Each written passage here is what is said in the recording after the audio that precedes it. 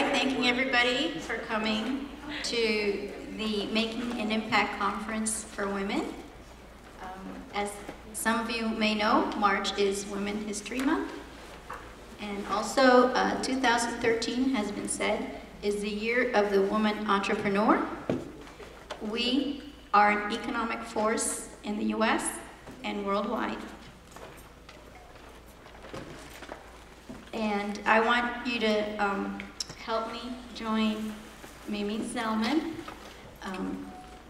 the publisher of Women with Know-How magazine, in her efforts to increase the knowledge to women business owners, how to run a business, how to market yourself, and how to grow a business.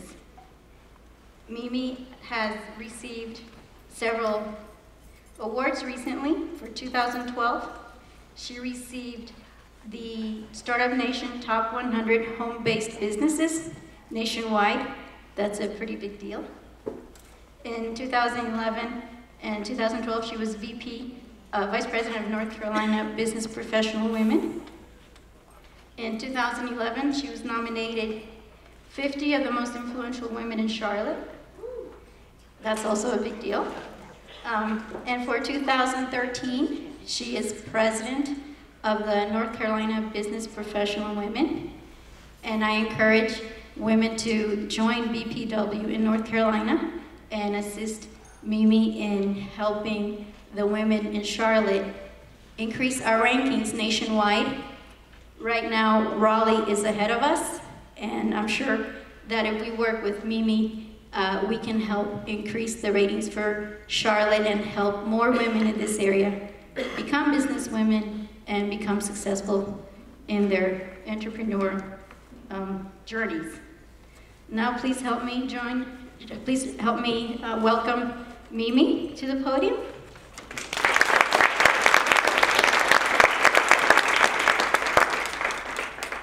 Thank you, and for those of you who don't know, that was Vilma Valancourt O'Day, who is a big part of my life and our magazine, and for those who are avid readers, know that Vilma writes some pretty incredible articles on how to get government funding for your businesses, talks with congressmen in all different areas. She's very involved in women impacting public policy and putting the information in the magazine to help you as business owners, and that's one of the reasons there is a Woman with Know-How to begin with.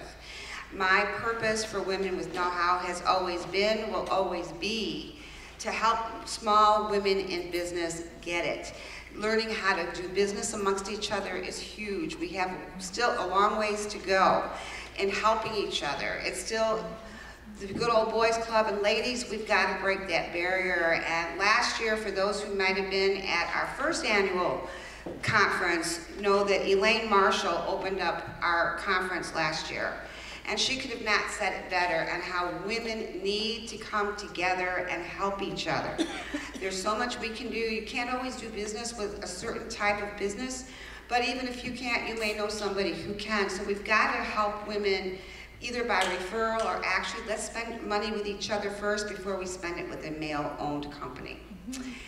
And so that's that as far as my high horse goes. And we've got a great day here for you today with three amazing speakers.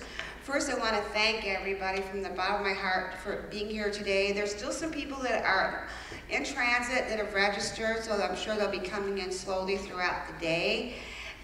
This day would not be possible without all the sponsors you see on the board. And our major sponsor is Dr. Vincent Voicey, who will be speaking a little bit later, and I'm very grateful for all that Voicey Center has done, and also for Cricket, our two major sponsors here today. So I'd like to give them a round of applause.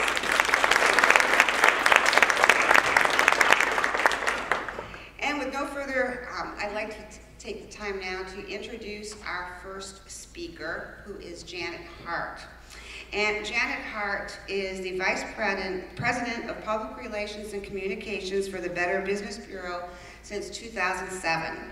She's a media relations expert who is well respected and trusted resource by local and national media. Janet serves on the BBB's National Communications Task Force and a national BBB media relations expert on call.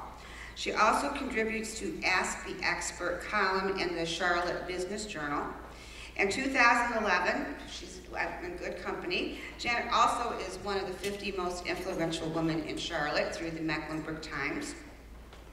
And in 2012, she was also selected to receive the Women with Know-How Most Impactful Women Award and the Public Relations Society's Infinity Award. Janet earned accreditation in public relations and has served as president of the PRSA Charlotte. She graduated from UNC Charlotte Chapel Hill with a BS in Business Administration.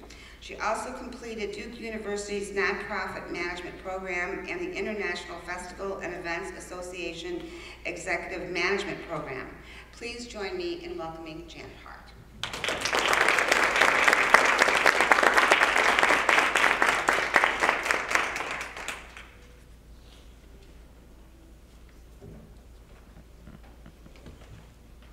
Good morning, everyone. Thank you so much for inviting me to be part of this wonderful event. The topic of my presentation is Public Relations Goes Digital. First of all, I'd like to ask, is anyone tweeting live from this event today?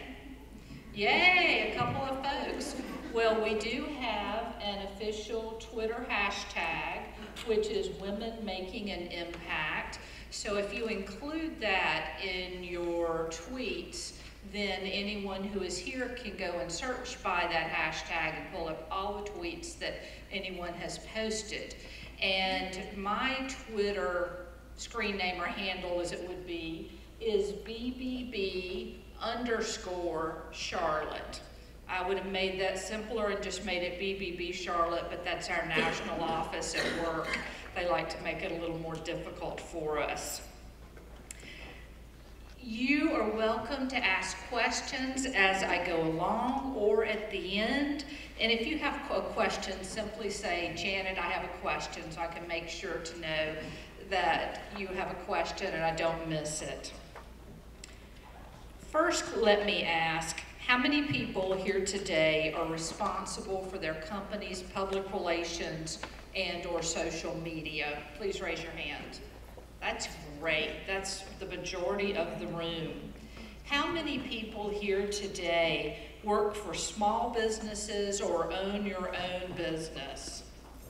Oh, this is even better. This presentation will, I hope, be very beneficial to you today because it's geared for small businesses. There is an enormous amount of information that we could cover under Public Relations Goes Digital, so I have narrowed my focus to these items. I'm going to give you an overview. I should say, let's go to slide 2, I apologize. There we go.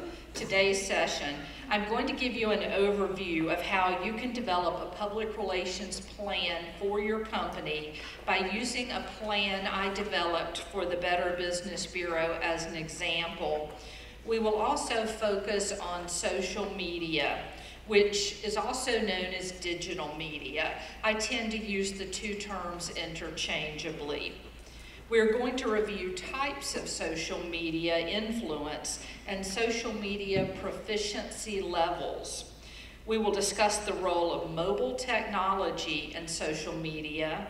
And then finally, I have 3 case studies which are examples of public relations disasters. And finally, we will review the lessons that we learned today. Can we go to the next slide? I have a PowerPoint presentation to give today, as you can tell, which I hope won't be too dull. And I hope it won't end up in the garbage can so that Dilbert doesn't have to ask, wise garbage man, tell me why PowerPoint slides are so boring. I have copies of my presentation at each of your places. There are some sections during the presentation where I have some screen caps of live tweets, or not live tweets, but tweets that were posted that are kind of hard to read up here on the screen, so it would be especially helpful for you to follow along when we get to that part. Can we go to the next slide, please? First, let's go through the components of a public relations plan using the BBB's plan for digital media as an example. The premise of our plan is that the BBB needs to expand the public relations channels used to communicate with key publics to include digital media.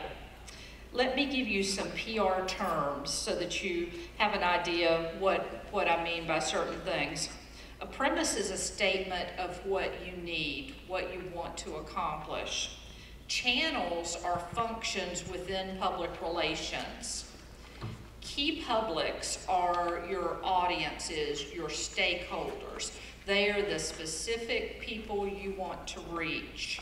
And as we just said, social media is also referred to as digital media. It kind of went through a metamorphosis where it was first social media, then new media, and now the vogue term is digital media. So you'll hear all three used. Next slide. A SWOT analysis is a good starting point for developing a public relations plan. SWOT stands for strengths, weaknesses, opportunities, and threats.